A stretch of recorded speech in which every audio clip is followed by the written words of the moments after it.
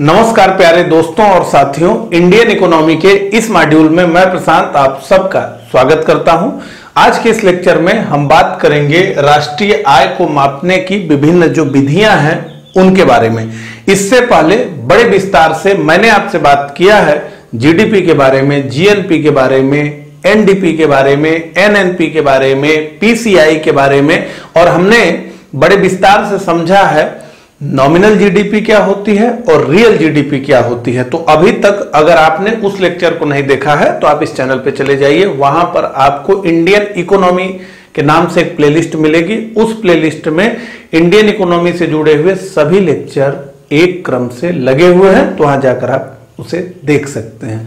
अगर आप इस चैनल पे नए हैं तो इस चैनल को सब्सक्राइब कर लीजिए, और सब्सक्राइब करने के बाद वो जो बेल आइकन है, जो घंटी है, उसे याद से दबा दीजिएगा ताकि इस चैनल पर जो भी वीडियो अपलोड हो उसकी नोटिफिकेशन आपको तुरंत मिल जाए। तो चलिए इन्हीं सब बातों के साथ आज के इस लेक्चर की शुरुआत करते हैं।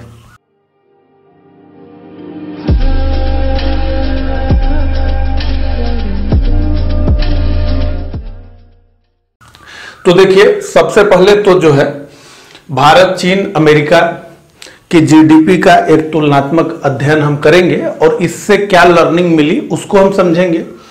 उससे पहले हम देखना चाहेंगे सेक्टर ऑफ इकोनॉमी, अर्थव्यवस्था के विभिन्न क्षेत्र जो है।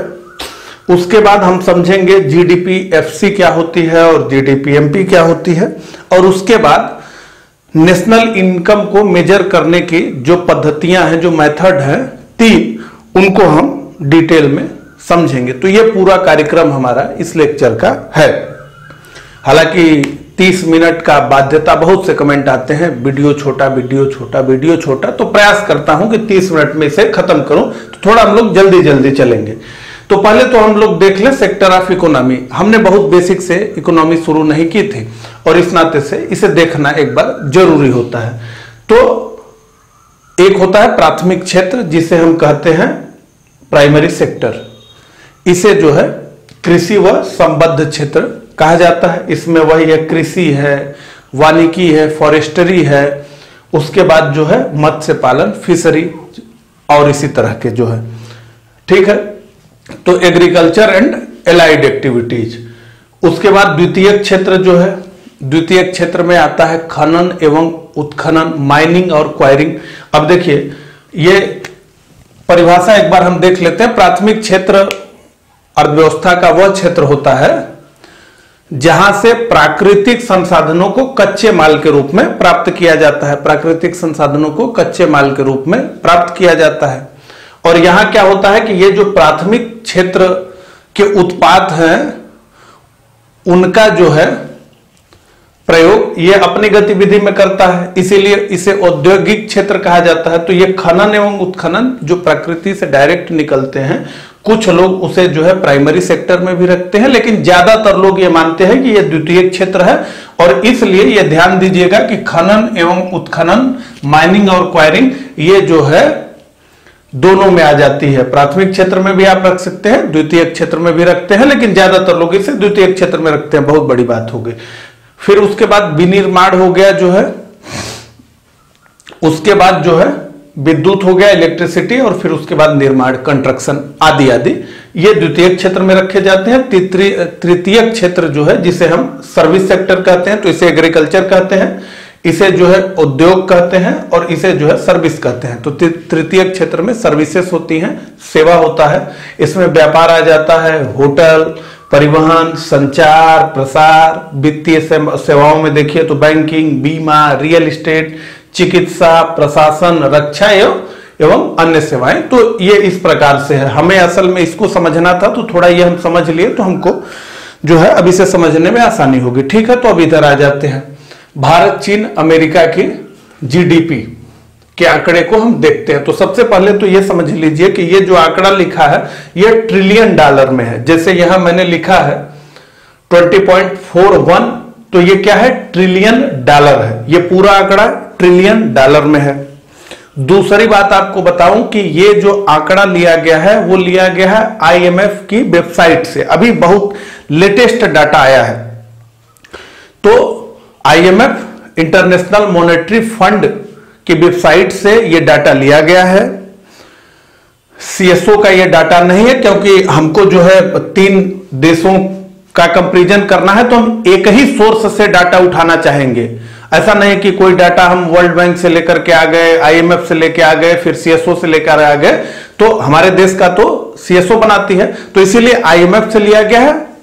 और दूसरी बात है कि ये 2018 का एस्टिमेट है, ठीक है, तो ये अनुमान है, ये जो अनुमान है, तो एक ब्रॉडर पिक्चर देखने के लिए हमने ले लिया। अनुमान वगैरह से कोई दिक्कत नहीं है, ये अनुमान है, ये अभी एग्जैक्ट नहीं है 2018 का। जैसा कि हम जानते हैं अभी चल ही रहा है, तो एग्जैक्ट तो आएगा नहीं, ये आईएमएफ का अनुमान है। ऐसे निकाला जाता रहता है, ये अनुमान रिवाइज्ड होते रहते हैं और फिर फाइनल रिपोर्ट आती है, तो कोई दिक्कत नहीं। तो हमें ये पता चल गया कि ये डाटा कहां से लिया गया है, आईएमएफ से लिया गया है, और ये 2018 का एस्टिमेट है, अनुमान है, और ये डाटा है ट्रिलियन डॉलर में। अब कहानी यहां से हम आगे बढ़ाते हैं। तो ये जीडीपी है नॉमिनल, ठीक है। अभी हम बात करेंगे तो ये समझ में आएगा, जीडीपी पीपीपी और जीडीपी नॉमिनल। जिन लोगों ने पहला लेक्चर देखा था उसमें मैंने जीडीपी पीपीपी लिखा था, मैंने बोला था कि अगले लेक्चर में समझाऊंगा, ठीक है। शुरू करते हैं। तो अमेरिका की जो कुल जीडीपी है, ये डॉलर का साइन है, तो वो है 20.41 ट्रिलियन डॉलर, 20.41 ट्रिलियन डॉलर। तो पूरे विश्व में नंबर 1 पर अमेरिका है। अब हम ये जानना चाहेंगे कि ये जो जीडीपी है वो किन किन सेक्टर से आई। हमने देखा जो है 3 सेक्टर है, एग्रीकल्चर, इंडस्ट्री और जो है सर्विसेज। तो हम ये देखना चाहेंगे कि ये जो जीडीपी अमेरिका की बन रही है वो किन किन सेक्टर से आ रही है। तो अगर हम देखें तो इस अमेरिका की जीडीपी में केवल 0.9% यानी 1% से भी कम का योगदान है एग्रीकल्चर का। तो एग्रीकल्चर से 1% से भी कम जो है आय आती है, जो कि जीडीपी में जुड़ती हो। तो जीडीपी में एग्रीकल्चर का जो योगदान है अमेरिका में वो बहुत कम है, 1% से भी कम। इंडस्ट्री की बात करें तो इसमें 19% के आसपास जो है इंडस्ट्री से आता है इनकी जीडीपी, और सर्विसेज में ये 80% जीडीपी लेकर के आते हैं, ठीक है। तो यहां लर्निंग लेते हुए हम लोग साथ साथ चले। देखिए, इकोनॉमी में यह माना जाता है कि पहले चरण एग्रीकल्चर का होता है। कोई भी इकोनॉमी पहले एग्रीकल्चर की होगी, फिर उसके बाद वो इंडस्ट्री की तरफ बढ़ेगी, ठीक है, और उसके बाद इस समय वो सर्विसेज पर जो है चली जाएगी। तो विकसित इकोनॉमी उसे माना जाता है जिसका सबसे ज्यादा सर्विस सेक्टर से जो है धन आता हो, ठीक है, सबसे ज्यादा जीडीपी सर्विस से आती हो। पिछड़ी हुई अर्थव्यवस्थाएं वो होंगी जहां सबसे ज्यादा एग्रीकल्चर से आता हो, ठीक है। तो अगर हम अमेरिका के केस में देखें तो ये लोग जो है एग्रीकल्चर से उठे, उसके बाद जो है यूरोप को भी देख लीजिए, पूरा औद्योगिक क्रांति हुई, उसके बाद जो है ये लोग उद्योग पर आए, लेकिन अब ये सारे देश कहां चले गए हैं, सर्विसेज पर शिफ्ट हो गए हैं। तो सबसे ज्यादा जीडीपी इनकी कहां से आती है, सर्विस से आती है, ठीक है, समझ में आ गया। Agriculture, industry, services.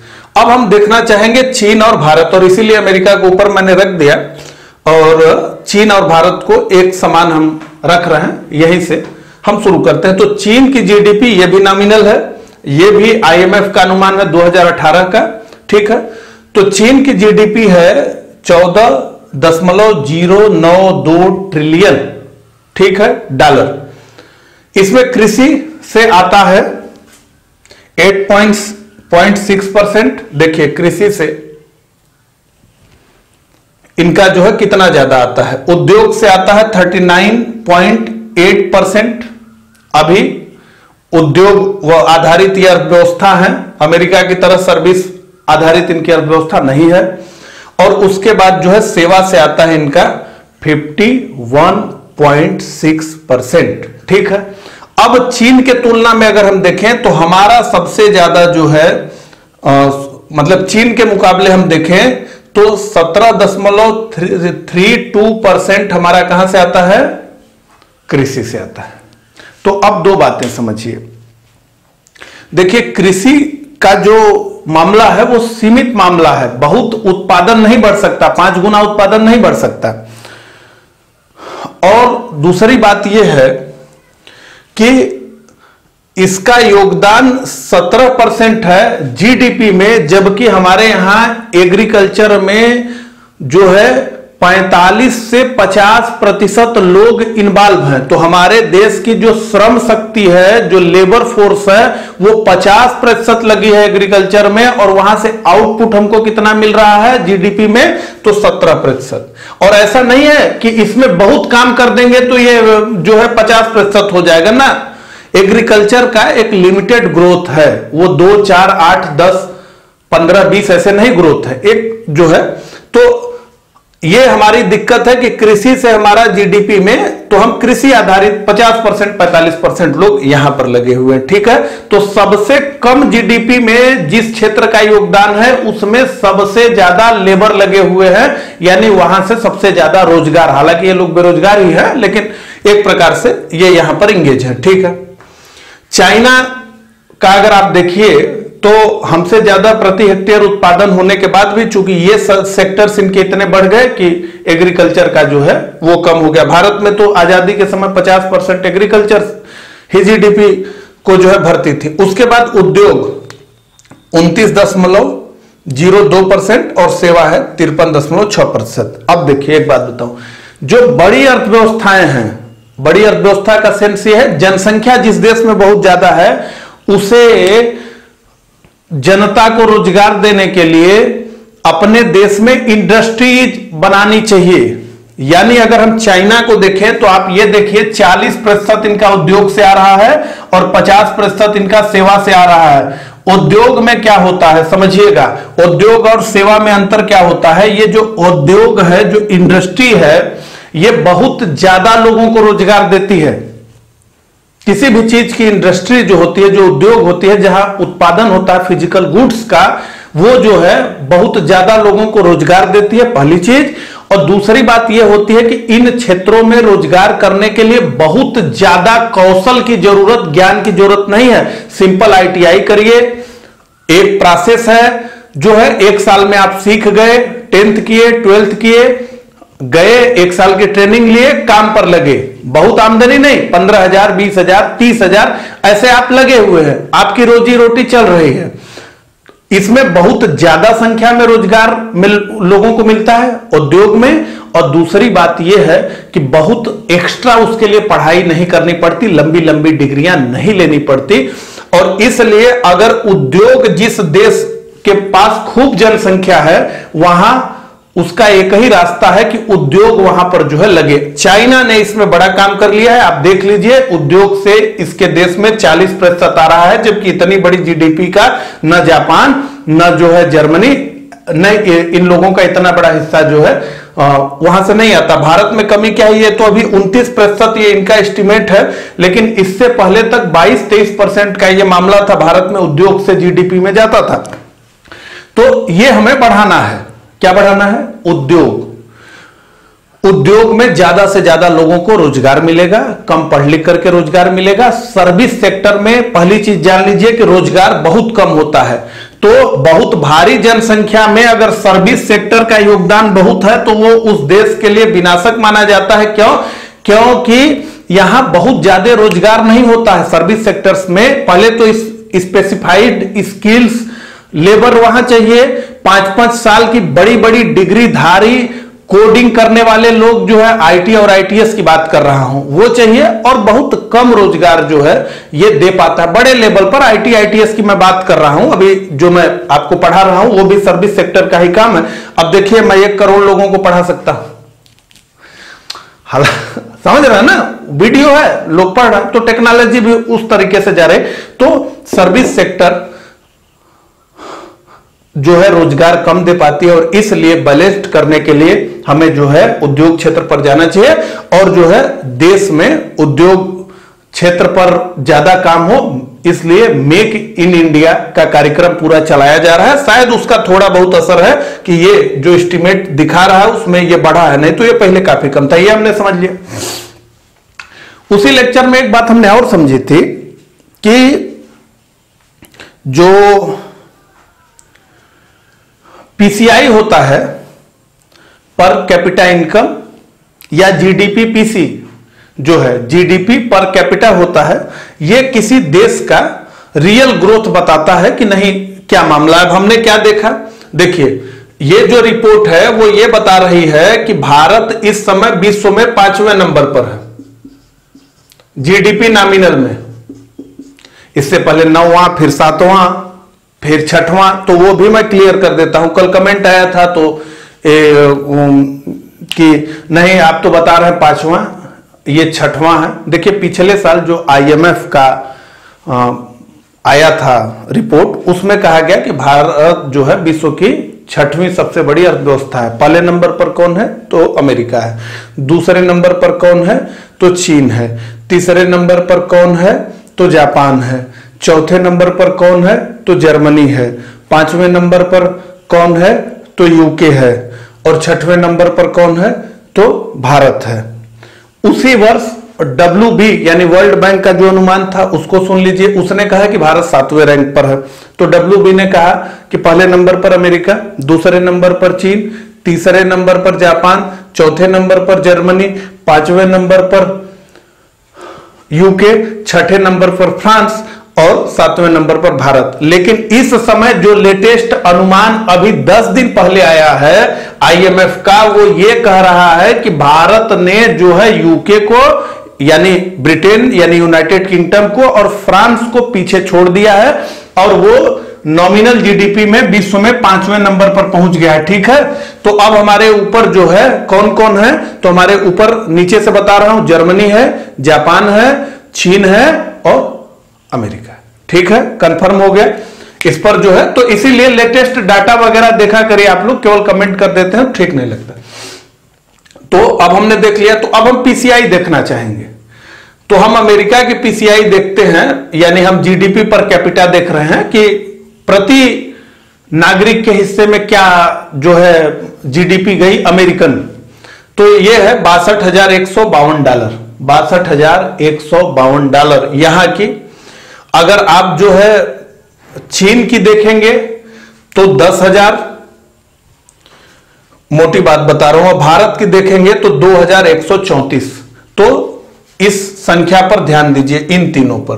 ठीक है, आप अब देखिए कि हम विश्व में तीसरी सबसे बड़ी, 5वीं सबसे बड़ी अर्थव्यवस्था जो है नॉमिनल और तीसरी सबसे बड़ी अर्थव्यवस्था पीपीपी हो चुके हैं। लेकिन हमारी जो है जो स्थिति है नागरिकों की, जो कि हमारा जीडीपी में पर व्यक्ति को हिस्सा है वो बहुत कम है।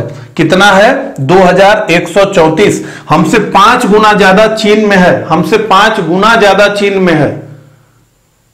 तो इस हिसाब से जो है आर्थिक विकास के पैमाने पर हम देखें तो चीनी नागरिकों के पास जो है हमसे ज्यादा 5 गुने ज्यादा स्पेंडिंग है। और चीन के मुकाबले अगर अमेरिका को देखें तो एक हम देखते हैं कि चीन अमेरिका के पास पहुंच गया, बल्कि पीपीपी में चीन नंबर 1 पर है, अमेरिका पीछे हो गया। अभी उस पर भी हम आते हैं। लेकिन हमें एक बात यह समझ में आता है कि अभी अमीर देशों के क्लब में शामिल होने में जो है चीन को बड़ी मेहनत करनी पड़ेगी। अभी जो है वो रास्ता बहुत दूर है। अगर इसे देखें तो ये जीडीपी के ग्रोथ से नहीं, प्रति व्यक्ति अगर जीडीपी देखें तो अमेरिका भी चीन से 6 गुना है और चीन भारत से 5 गुना ज्यादा है। तो इसका मतलब है कि हमें बहुत बहुत बहुत लंबी छलांग लगानी होगी और ये छलांग जो है कम से कम 14%, 13% की जीडीपी वृद्धि दर 30, 35, 40 सालों तक, तो टीवी पर बैठ करके और बड़ी बड़ी बात करने से नहीं, 30-35 साल जो है जबरदस्त तरीके से देश लगेगा तो हमारी स्थिति बड़ी डवाडोल है। अब हमने ये समझ लिया, तो अब एक टर्म और समझना चाहेंगे हम जो है। तो देखिए ये जो जीडीपी हमने देखा वो सब नॉमिनल था। अब अगर आपको यहां नीचे दिख रहा होगा तो चीन और भारत के केस में मैंने जो है ये लिखा है। ठीक है, तो भारत की जीडीपी नॉमिनल कितना है, 2.848 ट्रिलियन अमेरिकी डॉलर, और चीन की कितना है तो 14.092 ट्रिलियन अमेरिकी डॉलर। ठीक है, अब अगर हम नीचे देखें तो नीचे लिखा है जीडीपी चीन की पीपीपी में कि चीन की जो जीडीपी है वो है 25.238 ट्रिलियन अमेरिकी डॉलर पीपी पर, यानी परचेसिंग पावर पैरिटी पर। और भारत की जीडीपी अगर देखें तो ये है 10.385 ट्रिलियन अमेरिकी डॉलर पीपीपी पर। तो ये पीपीपी क्या है, जो कि भारत की जीडीपी को जो है लगभग 4 गुने से बढ़ा देता है, और इसके आधार पर भारत दुनिया में तीसरे स्थान पर आ जाता है। तो भारत का तीसरा नंबर हो जाता है पीपीपी पर। तो अमेरिका, फिर चीन, और फिर तो ये पीपीपी क्या है, इसको जो है हम समझना चाहेंगे। देखिए पीपीपी, जिसको इंग्लिश में कहते हैं परचेसिंग पावर पैरिटी, हिंदी में इसे कहते हैं क्रय शक्ति समतुल्यता। तो ये क्रय शक्ति समतुल्यता क्या है, देखिए पीपी के जरिए यह पता लगाया जाता है कि दो देशों के बीच मुद्रा की क्रय शक्ति में कितना अंतर है। इसे एक एग्जाम्पल से हम लेंगे। अमेरिकी डॉलर को इसके आदर्श के रूप में माना जाता है। तो अमेरिकी डॉलर का एक विनिमय दर हम तय कर लेते हैं। अभी का लेटेस्ट का मुझे पता नहीं है, लेकिन मैं 70 रुपए मान लेता हूं कि एक अमेरिकी डॉलर बराबर 70 रुपए। ठीक है, 70 रुपए भारतीय। तो हम ये पता लगाना चाहते हैं कि अमेरिका का एक डॉलर अमेरिका में क्या क्या खरीद सकता है, और भारत का 70 रुपया भारत में क्या क्या खरीद सकता है। हम देखिए डॉलर को ही ले रहे हैं, एक डॉलर से ही हम भारत में भी, लेकिन हम विनिमय करेंगे ना, इससे रुपए में बदलेंगे। ठीक है, तो एक अमेरिकी डॉलर का मूल्य कितना है, 70 रुपया। तो अब हम यह पता करेंगे कि एक अमेरिकी डॉलर अमेरिका में कितना सामान खरीद सकता है। तो आपको मैं बताऊं कि एक अमेरिकी डॉलर जो है अमेरिका में बहुत ही कम है, जबकि 70 रुपया भारत में बहुत अधिक है। 70 रुपए में एक बहुत अच्छा नाश्ता काफी के साथ आप कर लेंगे। 70 रुपए में हमारे यहां लगभग हर जगह आप भोजन कर लेंगे। लेकिन अमेरिका में शायद आप एक कप काफी पी पाए। तो जो अमेरिका का एक डॉलर है उसकी कीमत जो भारत में है उससे लगभग 4-5 गुने ज्यादा कीमत भारत में 70 रुपए की है। इसे दूसरे उदाहरण से समझिए। अगर कोई व्यक्ति अमेरिका में है और उसके पास जो है 1000 डॉलर खर्च करने के लिए है, और कोई व्यक्ति भारत में है जिसके पास 70,000 रुपए है खर्च करने के लिए, तो अमेरिका में 1000 रुपया खर्च करके 1000 डॉलर वो व्यक्ति बहुत कम चीजें खरीद पाएगा बनस्पत वही व्यक्ति अगर 70,000 रुपए लेकर भारत में खर्च करे तो। इसी को दूसरे एग्जाम्पल से लेते हैं। अगर कोई अमेरिका का कर्मचारी है, अमेरिका का नागरिक है, वो कर्मचारी है और उसे 1000 डॉलर मिलता है प्रति महीने वेतन, और भारत में कोई कर्मचारी है जिसे 70,000 रुपए मिलता है प्रति महीने वेतन, तो ये अमेरिका में इतनी अधिक महंगाई है कि ये 1000 डॉलर में जो है सरवाइव भी नहीं कर पाएगा अमेरिका में। मतलब इसकी खराब तरीके से भी जिंदगी व्यतीत नहीं हो पाएगी, जबकि 70,000 रुपए भारत में कमाने वाला व्यक्ति ठीक ठाक जीवन जी लेगा।